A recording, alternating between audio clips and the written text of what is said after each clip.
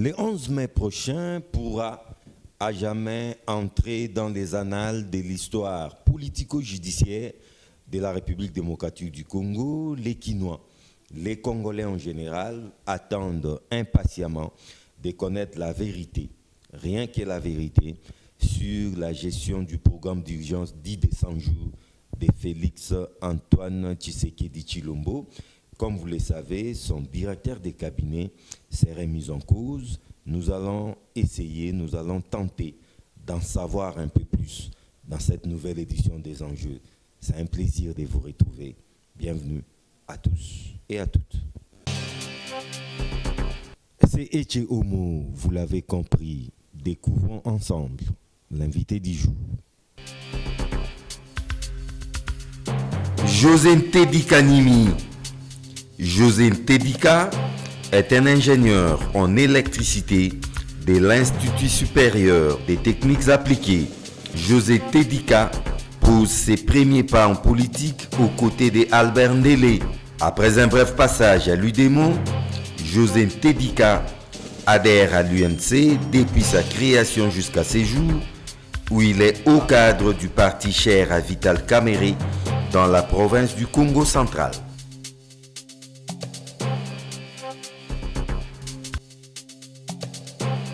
Monsieur José Ntedika, bienvenue.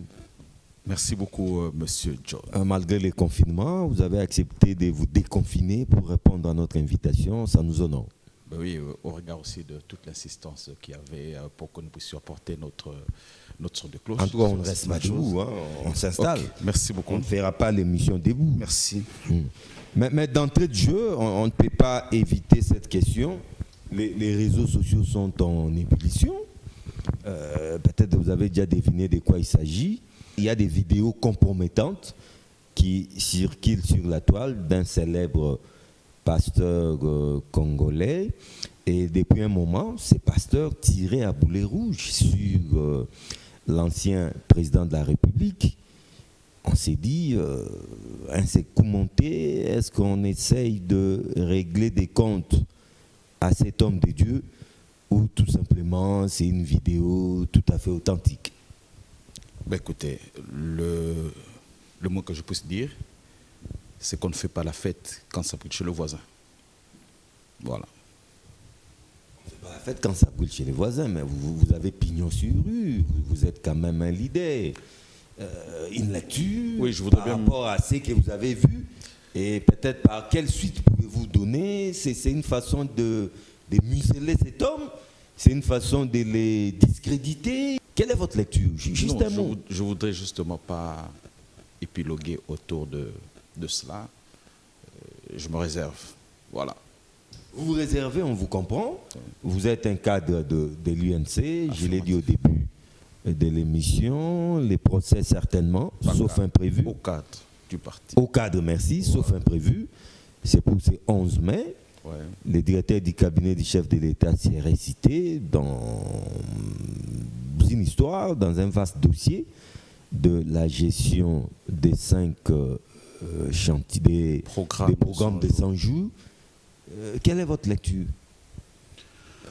Ben écoutez, je crois que lui-même déjà, ainsi que son chef, ils ont dit que nous faisons confiance à la justice pour que la justice puisse dire le droit, le bon droit.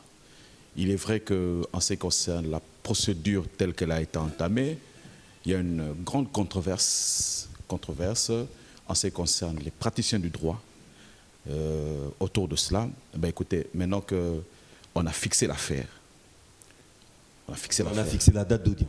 On a fixé la date d'audience et nous sommes tous attentifs pour que nous puissions entrer en réalité ou en contact de certaines nombre de choses qu'on lui reprocherait. C'est vrai que la toile, surtout les réseaux sociaux, les journalistes que vous êtes, je vous ai toujours dit d'ailleurs, on a amplifié un certain nombre de faits, mais on va se rendre compte que sur un certain nombre de faits qui ont été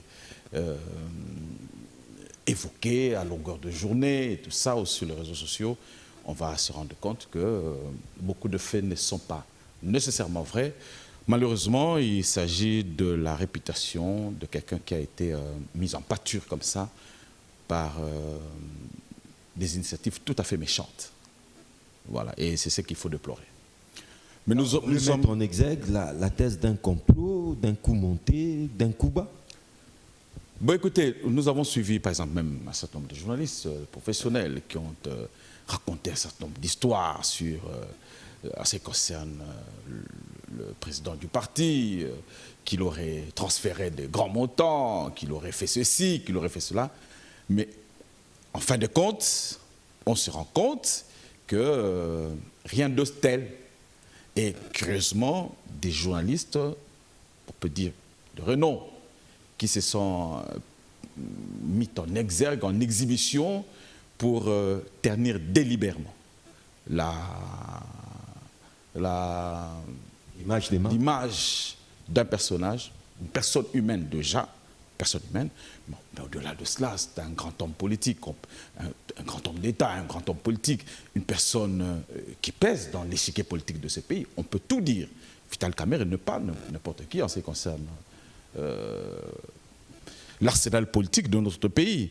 Et que des journalistes se mettent comme ça, on a vu dans les réseaux sociaux, on a parlé d'un certain nombre de choses, mais où est-ce que nous en allons? Là, je devais commencer par là. Depuis que cette affaire a commencé, on ne vous voit plus. Vous avez complètement disparu. Vous vous sentez morveux? Êtes-vous frustré? Qu'est-ce qui se passe? Non, aucune frustration. Tranquillisez-vous, aucune frustration. Mais sauf qu'il y a un temps pour tout. C'est ce que dit la Bible. Il y a un temps pour tout. Vous avez pris vos distances. Et il n'y a aucune distance. Pour preuve, maintenant que le moment est indiqué, nous sommes venus vers vous pour pouvoir partager avec vous un certain nombre de sujets, notamment ces sujets brûlants, que nous pensons que ça concerne notre parti. Il était tout à fait indiqué à ce moment-ci de pouvoir en parler, parce qu'il faut se dire, nous étions convaincus, nous savions qu'il y a eu beaucoup de surchauffe autour de la chose, à telle enseigne qu'à ce moment-là, peut-être que si on avait parlé, il y avait tellement de vacarme que certaines informations pouvaient ne pas passer. Parce que c'est depuis longtemps qu'on vous a dit qu'en ce qui concerne le programme de 100 jours du chef de l'État, il y avait un certain nombre de réalisations et qu'il y avait lieu de pouvoir plutôt encourager l'exécution de ce programme, au-delà de certaines imperfections liées à l'œuvre humaine. Vous comprenez? Malheureusement, il y a eu trop de bruit autour de cela. On a surchauffé la population, notamment de Tchangou, sur ce qui concerne le saute-mouton, et tout ça, alors qu'on vous a bien dit que le saute-mouton, dans le programme de 100 jours, ne représentait que 8% du programme. Mais le programme de 100 jours, il embrasse un certain nombre de secteurs de la vie, sur le plan social, et toutes les provinces, du moins la plus grande partie des provinces, ont été concernées en ce qui concerne le programme de 100 jours, le programme d'adduction d'eau chez moi au Congo central, parce que je vous dis que je viens du Congo central, vous le savez, sinon que je peux vous le rappeler. Au Congo central, il y a dans le programme de 100 jours, il y avait l'asphaltage de la route Boma-Mwanda qui n'avait été jamais réalisé depuis l'indépendance. Il y a l'asphaltage qui doit être fait entre Loufou et puis la nationale numéro 1. Il y a des programmes d'adduction d'eau à Mbanzaboma et puis je crois qu'à Madimba. Il y a la réhabilitation des routes en ce qui concerne la voie de Ngidinga et tout ça. Il y a un certain nombre de projets qui ont été repris dans le programme de 100 jours. Malheureusement que nous avons dilué, que nous-mêmes, du cash, que nous-mêmes, les acteurs politiques, que nous avons dilué dans un certain nombre de comportements, malheureusement, à telle enseigne que la population aujourd'hui commence à se poser la question sur parfois même les intentions en ce qui concerne le programme de 100 jours. Vous comprenez? Et c'est quand même déplorable tel que les choses sont en train de se passer. Mais nous persistons, nous insistons que le programme de 100 jours n'est pas un programme criminel pour la population du Congo. N'est pas un problème criminel, ça c'est vrai. N'est pas un programme criminel. N'est pas un programme criminel, ça c'est vrai. Mais c'est sa gestion qui pose problème. C'est sa gestion qui devient criminelle. Oui, mais à quel niveau la gestion commence à poser problème? Vous avez dit, parce que sur ce qui s'est passé, on a mis en exergue le directeur de cabinet, le président Vital Kamerhe. Mais attendez, mais sur le programme de 100 jours, il y a des bacs qui ont été réhabilités, il y a des ponts qui ont été construits, inaugurés même par le chef de l'État, il y a des centres médicaux, des centres de santé qui ont été réhabilités dans le programme de 100 jours, il y a des écoles qui ont été réhabilitées toujours dans le programme de 100 jours. Vous ne parlez pas de maisons préfabriquées. Mais il y a tout ça. Mais les maisons préfabriquées, on vous a indiqué que les maisons préfabriquées, il y a des maisons qui sont déjà montées, il y a des maisons qui sont en train de venir, tout ça. Donc voilà un peu. Mais on ne peut pas dire, on ne peut pas jeter l'opprobre sur le programme de 100 jours. On ne jette pas l'opprobre sur le programme des 100 jours. John, je vais vous dire une chose. C'est un noble programme. Je vais vous dire une chose. Mais ceux et celles qui avaient la charge de mener à bon port ces programmes ont failli. John, ils doivent répondre. John, je vais vous dire une chose. Je vais paraphraser l'artiste musicien que je suis un peu, Félix Wazekwa. Il disait toujours ceci, comme il aime le dire, dans ses verbes. Il dit Zoba, Bazolekse Sanza, Yazotala Musapi. Un programme de 100 jours du chef de l'État, des réalisations qui n'avaient pas été faites depuis peut-être dans le temps, depuis peut-être plusieurs années, ok, et que le chef de l'État se mette à le mettre en place, eh bien nous-mêmes, nous nous mettons, on dit, au lieu de parler du programme de 100 jours, c'est comme on dit, Bazola Kisabiso Sanza, Tozo Talamusapi. Au lieu de parler du programme de 100 jours, on voit Vital Kamerhe depuis un moment, et ça a commencé par le saute-mouton. Mais le saute-mouton, maintenant, on va se rendre compte qu'en ce qui concerne le saute-mouton, puisque aujourd'hui il est devant les instances judiciaires, quand on lit l'exploit, apparemment, le saute-mouton, on ne parle pas de lui. Et vous comprenez?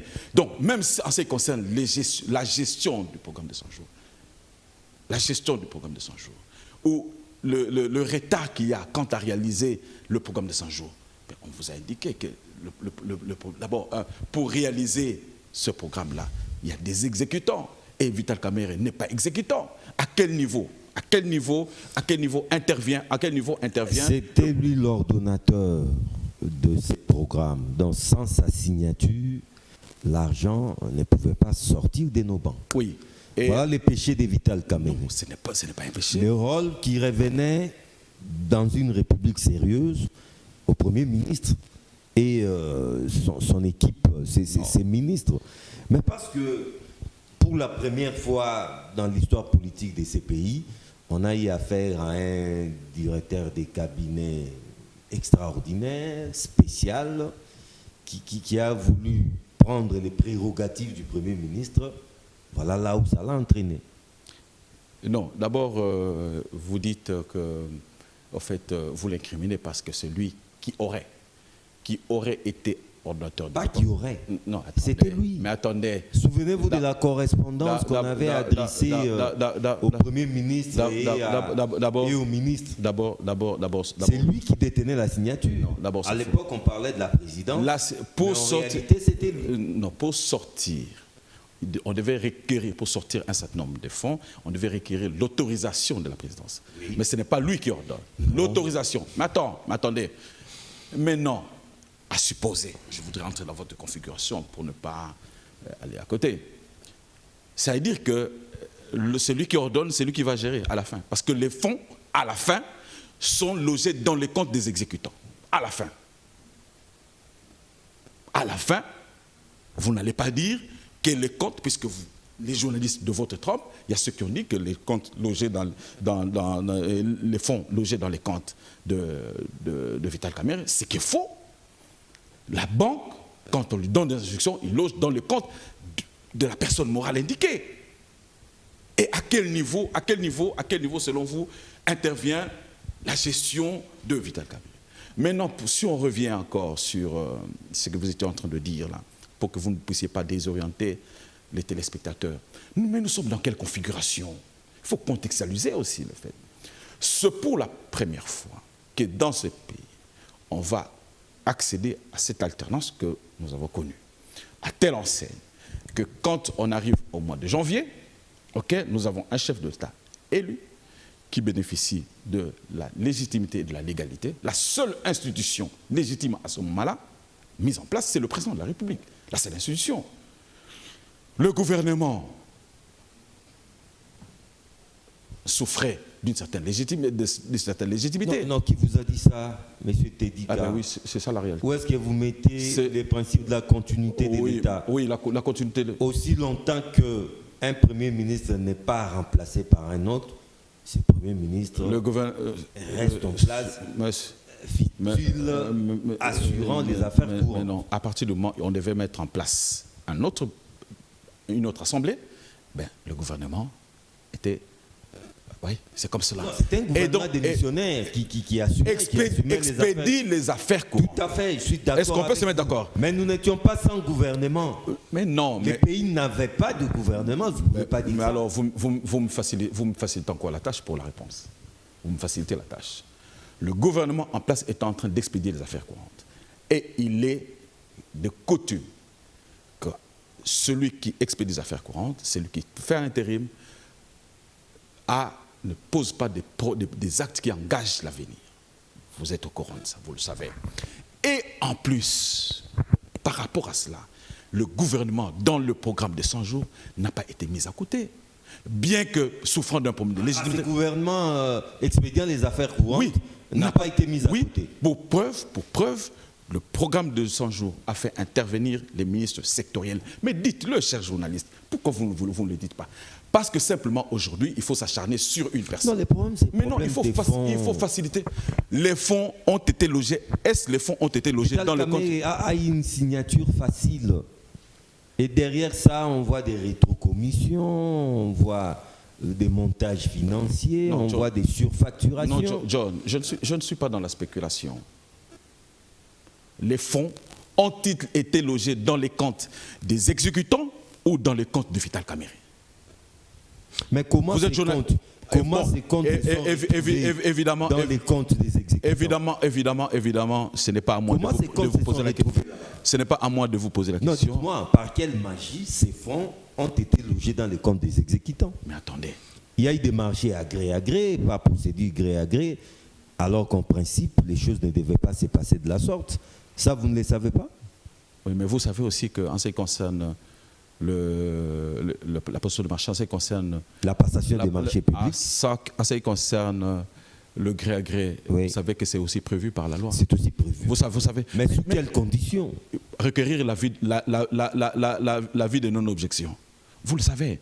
Et puis en plus, Monsieur John, et vous êtes des journalistes, mais essayez un peu d'informer aussi la population.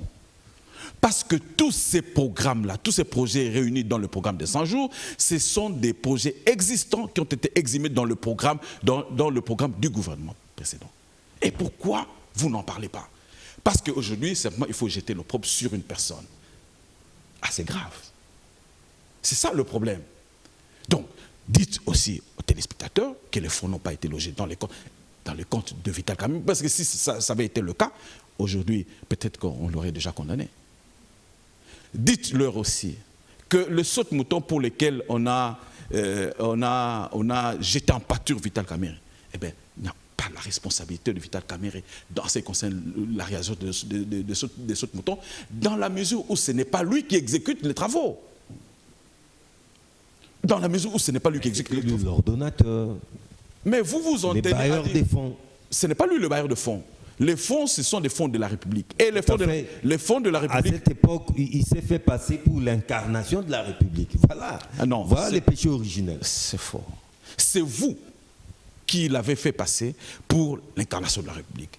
À quel moment il vous l'a dit? Vous êtes journaliste, essayez un peu de nous les aimer. À quel moment vous l'a-t-il dit? Mais en s'arrogeant les prérogatives dévolues au Premier ministre.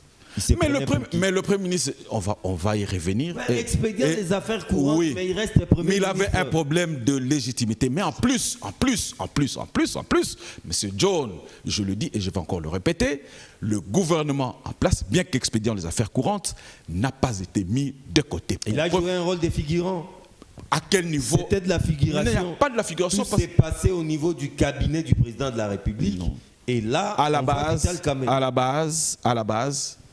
ne racontez pas des histoires pour... En tout cas, tout le monde le sait. Non. Alors vous, je vous demande de mener des enquêtes pour orienter maintenant la population.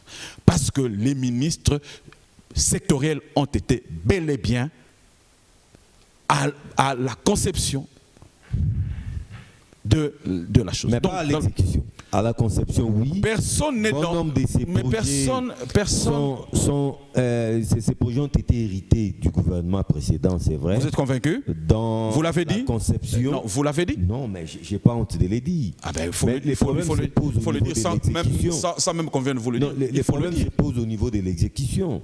On a choisi un moment sui generis où on avait affaire à un Premier ministre déjà nommé, mais qui n'avait pas encore été investi par l'Assemblée nationale. C'est faux. Par conséquent... C'est faux ce que vous dites. Non, mais là, nous sommes au mois de janvier. Il n'y avait même pas de Premier ministre. Ah bon, alors, donc, mais heureusement que vous rectifiez. Mais pourquoi avoir choisi ces moments-là?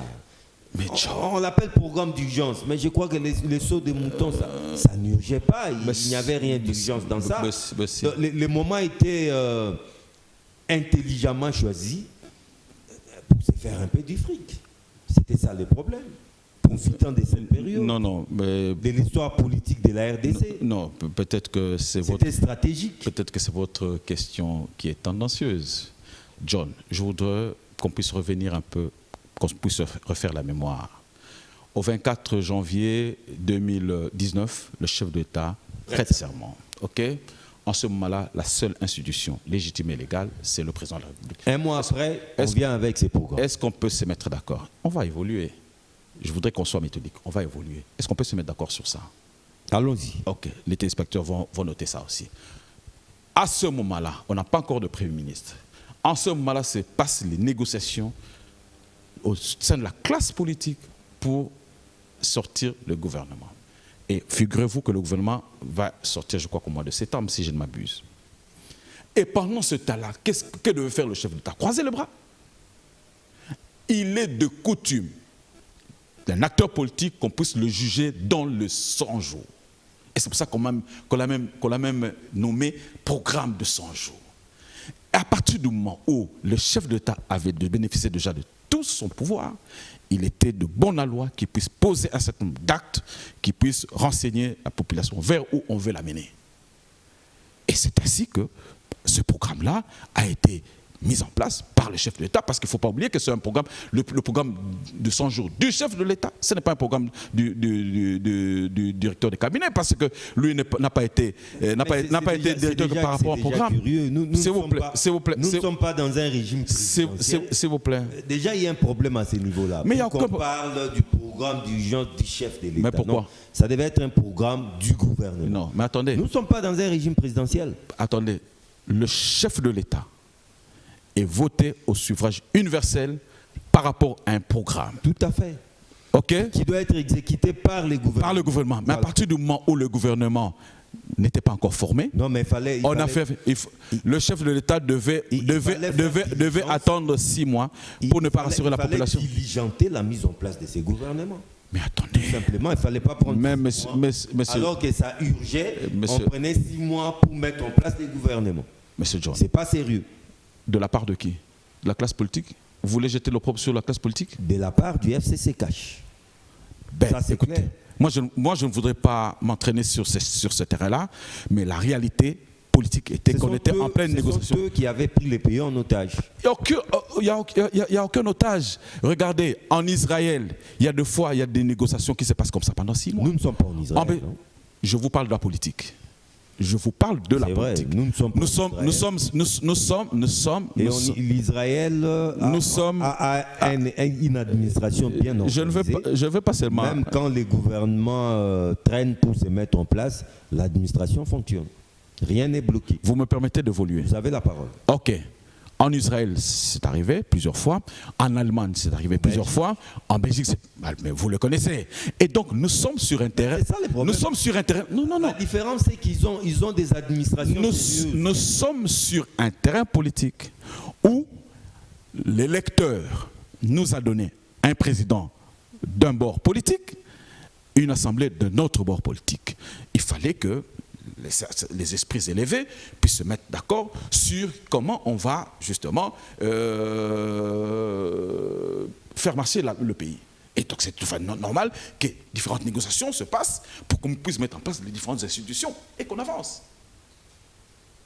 Vous comprenez? Et donc on ne va pas jeter de l'opprobre sur le programme de 100 jours. Parce que simplement... Non, personne ne l'a fait. C'est parce que... Si. C'est peut-être le directeur du cabinet qui l'a fait. Non, je suis désolé.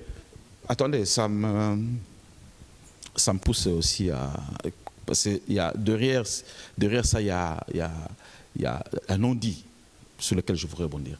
Parce qu'il y a certaines bouches qui racontent, évidemment quand ils veulent raconter leur propre vie, qui racontent que le directeur de cabinet était en train de saboter le programme de 100 jours dans l'optique de 2023 et tout et tout. Mais attendez. Il voulait se positionner. Je trouve cela ridicule. Pourquoi? Parce que, tant dans les chefs du directeur de cabinet que dans les chefs des alliés, notamment du cash, nous tous, nous disons de rebondir. Il est plus facile de rebondir sur les acquis du chef d'État actuel que de rebondir sur son échec. Mais comment on peut alléguer comme ça, de manière tout à fait ridicule, pour dire que le directeur de cabinet est en train de saboter la présidence ou le programme pour qu'il puisse se positionner? Mais attendez, soyons sérieux. Dans tous les cas, mais c'est plus avantageux, même au directeur de cabinet, de dire, écoutez, j'ai accompagné un monsieur qui a réussi sur tel plan. Au-delà de cela, je peux aussi faire ceci ou cela. La continuité. Donc, mais non. D'où ça vient cela? C'est comme on peut dire, la haine rend bête. C'est la haine. La haine rend bête. Parce que ça ne peut pas, si on peut être lucide, ça ne peut pas venir dans l'esprit des gens de se dire, écoutez, nous travaillons pour quelqu'un, pour qui nous allons militer pour son échec, pour que nous puissions nous placer demain. Ça rime à quoi? Et donc, je voudrais, par cette occasion, puisque derrière cette question, il y avait ces non-dits, pour le dire. Vous voyez? Donc, le directeur de cabinet, il a joué son rôle de manière tout à fait loyale. Mais c'est nous par nos bruits, par un certain nombre de considérations, justement, qui sont en train de diluer ce qui est en train de faire. Mais je vais chuter par ceci. Encore une autre fois, je voudrais prendre des adages qui soient compatibles à notre culture. Kofi Olomide disait aussi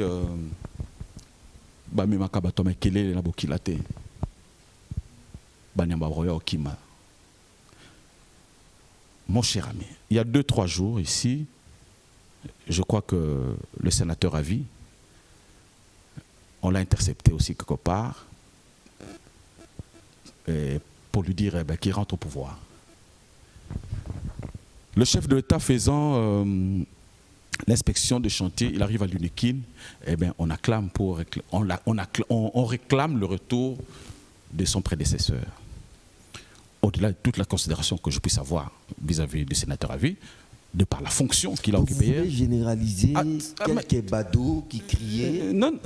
Les prendre pour les Congolais. Non, il faut que nous puissions réfléchir. Et moi, je suis cadre de mon parti, je suis de par cette alliance-là. C'est quelques badauds. De par cette alliance. De par cette alliance-là. Faire un cas d'école. De par cette alliance-là, nous sommes au cash.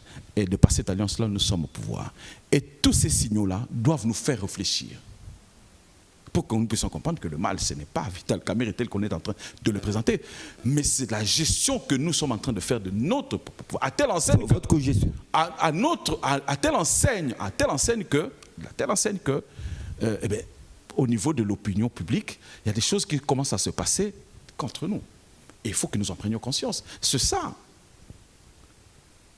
Au-delà de toute la considération qu'on puisse avoir vis-à-vis du sénateur à vie, mais regardez, après 18 ans de pouvoir, quand on le remplace, et que moins de 2 ans, on puisse le réclamer. Par quel Kebado? Eh bien, il y a de quoi. C'est dans la rue. Il y a de quoi. C'est dans la rue. Il y a de quoi commencer à réfléchir. C'est pour ça que je dis encore, je le dis encore, ce sur quoi nous devons bondir, ce sur quoi nous devons nous attarder, ce sont les réalisations que nous sommes en train de faire, et c'est cela que nous allons présenter comme bilan en 2023. Je t'ai dit qu'attend le directeur du cabinet pour démissionner, ne serait-ce par élégance? Mais écoutez, je crois qu'il occupe une fonction... Mais c'est pas sérieux. Non, un directeur du cabinet à Makala. Il occupe une fonction... Il signe quel dossier là-bas? Non, je crois que la fonction qu'il occupe, c'est une fonction qui revêt du pouvoir discrétionnaire de son chef. Et c'est une fonction de confiance. Mais même par élégance. C'est une fonction de confiance. Et je crois que c'est à ce niveau-là qu'ils vont se traiter les choses. J'imagine. Il faut attendre que les directeurs du cabinet démissionnent. En tout cas, on va attendre longtemps. Moi, je ne suis pas le directeur de cabinet pour que vous me posez des questions à ce qui concerne sa position. Par élégance. Élégance par rapport à quoi? Non, mais c'est comme ça que ça se passe. L'affaire est fixée. L'affaire est fixée déjà devant les cours et tribunaux. Mais prendre ses distances avec. Oui, mais John. C'est lourd de responsabilité. Oui, mais John. C'est présenté léger devant la justice. C'est comme ça que ça se passe sous d'autres cieux. Mais John, au-delà du fait qu'il soit encore directeur de cabinet aujourd'hui, on l'a attrait en justice par la procédure controversée telle que vous l'avez, telle que même les praticiens du droit le relèvent bien. Vous avez rectifié. Comme tel que vous l'avez, ça m'a même les journalistes, j'ai dit une controverse. Controverse, ça veut dire que vous pouvez approuver cette procédure-là. Je n'ai rien approuvé. Non, mais vous êtes libre. Vous êtes libre. Vous pouvez approuver. Moi, je vous pose des questions. Vous pouvez approuver. Mais il y a d'autres aussi, des journalistes aussi, qui n'approuvent pas. Ouais, ils sont libres. Voilà. Et comme, donc, c'est pour dire qu'il n'y a pas unanimité en ce qui concerne la procédure qui a été entamée par les cours, par les cours notamment. Il n'y a pas une unanimité sur ce plan-là. Donc, beaucoup de choses à redire. Mais on ne va pas s'attarder là. Nous voulons que la justice, finalement, fasse son Tout à fait. Vous comprenez? Alors maintenant, ça ne vous plaît pas de voir aujourd'hui un directeur de cabinet qui répond en tant que directeur de cabinet, qui ne gêne pas la procédure judiciaire, parce qu'il reste encore directeur de cabinet jusqu'à ce moment-ci. Pour la première fois dans l'histoire, en tout cas de l'Afrique, sinon de la RDC, un directeur, un haut cadre politique va être dans ses fonctions, et traîné devant les cours et tribunaux. Mais qu'est-ce que vous voulez de plus? Il n'a pas usé de son influence justement pour se soustraire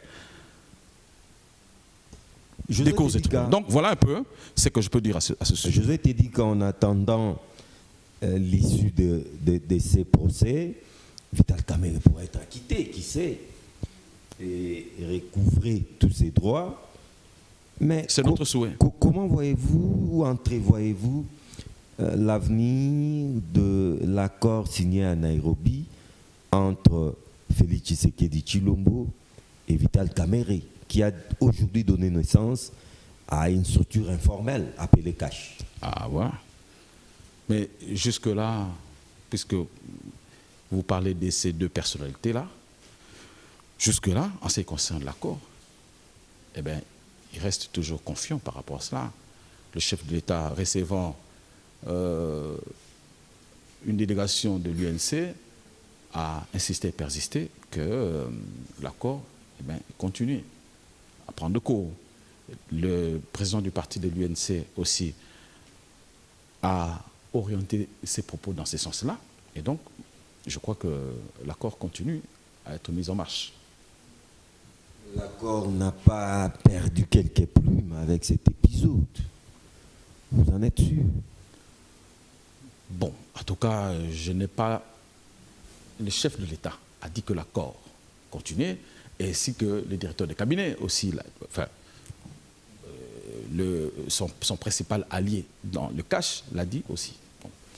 Et je vous l'ai dit, j'insiste encore, que le cash est lié à deux personnes de manière principale et les partis D'après vous, l'accord est intact de manière subsidiaire. D'après vous, l'accord est intact, il n'a perdu aucune plume. Il peut toujours subir, comme vous dites, quelques plumes, quelques poils, oui. Mais à l'heure actuelle, je pense que tu restes encore stable. Je vous ai dit, quand nous sommes en Afrique, ne nous l'airons pas. Nous savons comment fonctionnent nos institutions. Qu'un directeur du cabinet soit jeté de la sorte en pâture, quelque part, vous serez d'accord avec moi qu'il a été lâché par son chef, si pas sacrifié par son chef. Êtes-vous d'accord avec moi? Écoutez, vous savez,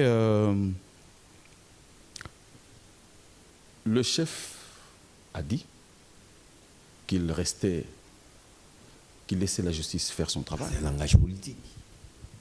Alors, mais comment directeur des cabinets en fonction. Mais comment voulez que moi je puisse interpréter? Moi je me fie à ce qu'il dit. John, la fonction de chef d'État est une fonction mythique. Et ne connaissant pas tous les méandres de cette fonction-là, je crois qu'on regarde la sensibilité de l'action. Il m'est pas prudent de pouvoir m'orienter dans un sens comme dans un autre. L'a-t-il lâché? L'a-t-il lâché? Je ne saurais pas le dire à l'heure actuelle, parce que la question est tellement sensible que je ne sais pas exactement ce qui s'est passé. Voilà.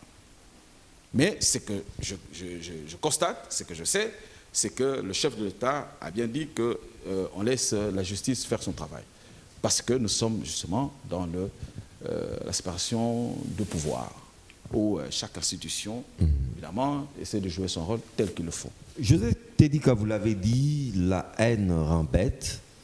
Vous mettez en exergue la thèse selon laquelle les profondeurs de Vital Kamerhe, ses ennemis entre guillemets politiques... Non, ce sont ses ennemis. Parce que pourquoi je dis, ce sont ses ennemis politiques. Parce que ses alliés, ou même ses adversaires, ne peuvent pas arriver à faire ça.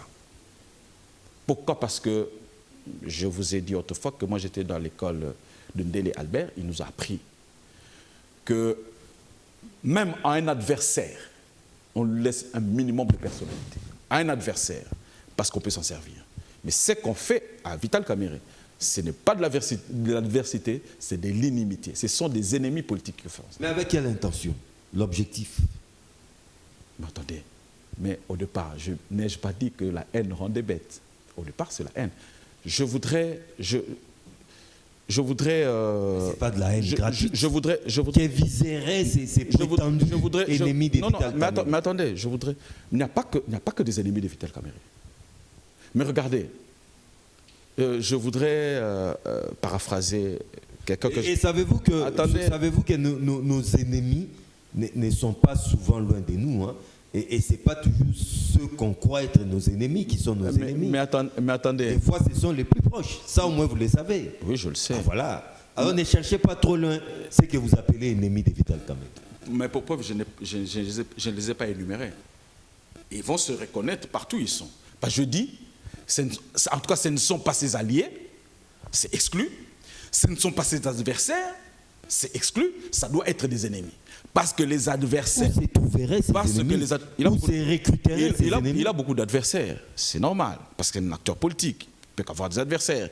Il a des alliés, notamment le premier allié, c'est le chef de l'État, et l'autre allié, c'est le président Sorta, je sais quoi. Ce sont ses alliés, vous comprenez? Mais regardez, je voudrais, si vous le permettez, puisque je vais quand même le citer en bien, honorable Peter Kazadi. lors des documentaires précédents, là, il va, parlant de Vital Kamerhe, il dit, je crois que je vais essayer d'être proche de ce qu'il a dit, eh bien, Vital Kamerhe a le souci de voir Félix Tshisekedi réussir dans sa démarche, dans son programme. Ça, les images sont là. Mais quand déjà il veut voir Félix Tshisekedi réussir, mais est-ce qu'il peut être vu de bon oeil? Pas nécessairement. Donc voilà un peu ceux qui ont fait ça. Ceux qui ont fait ça, parce que les ennemis aussi, ceux qui ne veulent pas que la RDC puisse avancer. Je vous ai dit, le programme des 100 jours, c'est un programme qui donnait des signaux quant à pouvoir faire avancer la chose, le pays. Mais ceux qui détruisent le pays, ou ceux qui ont l'intention de détruire le pays, ceux qui ne veulent pas que le pays puisse avancer, vous pensez que vraiment, ça va être... c'est de bon oeil qui vont voir ça? Pas nécessairement. Donc c'est à ce niveau-là que se pose tout le problème. La date de l'audience est connue. Pensez-vous que l'audience est publique? Ouais. D'ordinaire. Ouais. Mais pensez-vous que cette audience doit être télévisée? Il doit être public. Les audiences sont publiques. Ma question est précise. Télévisée, c'est-à-dire que ça passe en direct dans l'une des chaînes de la place, si pas la chaîne nationale. Si vous me posez la question, ce serait quand même un souhait. Pourquoi? Parce que Vital Kamerhe a subi une injustice, comme vous n'avez pas l'idée. Où c'est tout le monde qui parle de lui. Dans tous les sens. Dans tous les sens. Vous vous souvenez, il va faire une tournée lors de l'inspection du programme de 100 jours avec le chef de l'État. Des personnes se mettent Il a été humilié. Des personnes se mettent à huer sur lui. Mais aujourd'hui, il faut qu'on connaisse un peu ce qui s'est passé. C'est ça aussi, la distribution de la bonne justice. Parce que si on veut protéger Vital Kamerhe, qui est un citoyen congolais, à qui on a jeté cet opprobre-là, cette humiliation, il faudrait aussi que... soit lavé publiquement. C'est ça aussi la distribution de la bonne justice. Ce n'est pas seulement l'incarcérer, comme on l'a fait, avec une procédure controversée. Mais le problème, c'est que nous risquons vite de tomber dans une justice spectacle. C'est ça aussi le problème. Or, la justice, des fois, pour sa bonne administration, demande beaucoup plus de sérénité. Bon, la justice spectacle, ça s'est passé déjà en phase préliminaire. Non, et puis en plus, la phase préliminaire est secrète, ça vous le savez, vous êtes juriste. Et puis en plus, en quoi elle a été et puis en plus, spectaculaire. et puis en plus, les différents réseaux sociaux. Les réseaux sociaux s'en mêlent toujours. Hein. On n'en peut rien. Mais dans les réseaux sociaux, on a vu des personnes bien identifiées, des personnes de votre corporation, qui ne sont pas des moindres. Vous comprenez? Des personnes de votre profession. Un journaliste, ce n'est pas n'importe qui. Il représente quand même un pouvoir. Mais dès lors qu'il y a une certaine déconfiture quant à l'information, mais ils auraient dû repasser pour se dire, ben écoutez, faire le mea culpa. Ça ne s'est pas passé comme cela. Donc, vous comprenez, c'est très important que ça se passe de manière publique, et bien que les gens sachent, ben, à partir du moment où, en plus, si vous dites que M. Vital Kamerhe a détourné, puisque vous l'avez dit plusieurs fois. Non, je ne l'ai pas dit, non, ne dites pas ça. Vous l'avez insinué. Non, moi je vous ai posé des questions. Ah oui, ok. Si c'est l'impression que vous avez, ça n'engage que vous. Mais maintenant, je n'ai rien affirmé. Mais maintenant, s'il a détourné, s'il a quand même détourné les fonds publics, mais il faudrait que le public en sache aussi comment c'est tombé dans son compte et comment le répartir. Je vous ai dit que les amis de la Mouka ont une autre lecture. Ils disent à Vital Kamerhe, c'est le moment d'éventrer les bois, et qui disent toute la vérité sur les élections qui se sont tenues le 30 décembre 2018. Et Vital Kamerhe, on vous a dit qu'il était le président de la CENI? Non, lui au moins sait ce qui s'est passé. Comment ils ont volé la victoire de la Mouka.